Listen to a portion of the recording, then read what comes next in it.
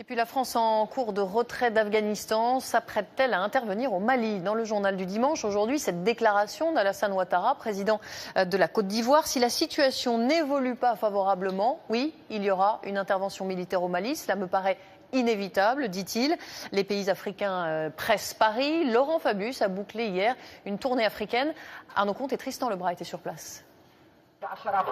Depuis 4 mois, le Nord Mali vit sous le régime de la charia, la loi islamique. L'alcool est piétiné.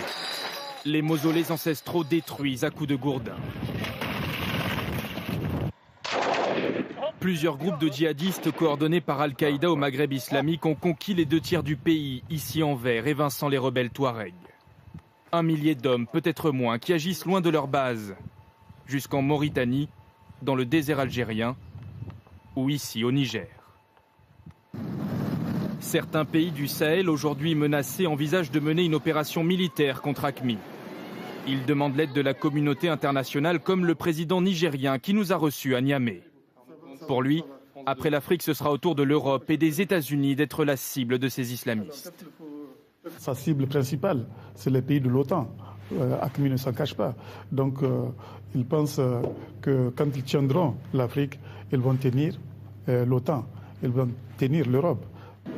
Face à la menace terroriste, le ministre des Affaires étrangères, Laurent Fabius, s'est rendu dans plusieurs pays africains, notamment au Sénégal. La France redoute que l'ouest du continent devienne une terre d'accueil pour les candidats au djihad. Il faut éviter que le Nord Mali devienne ce qu'on appelle un Sahélistan, c'est-à-dire un nouvel Afghanistan au Sahel. Et donc, quand nous disons que c'est une menace, quand les amis africains disent que c'est une menace, je pense que nous avons raison. Si la France réaffirme qu'elle n'entend pas déployer des troupes dans le Sahel, elle pourrait, en cas de besoin, appuyer logistiquement les pays africains. Ils se disent prêts à déployer près de 3000 hommes pour lancer une grande contre-offensive et chasser les islamistes du Nord Mali.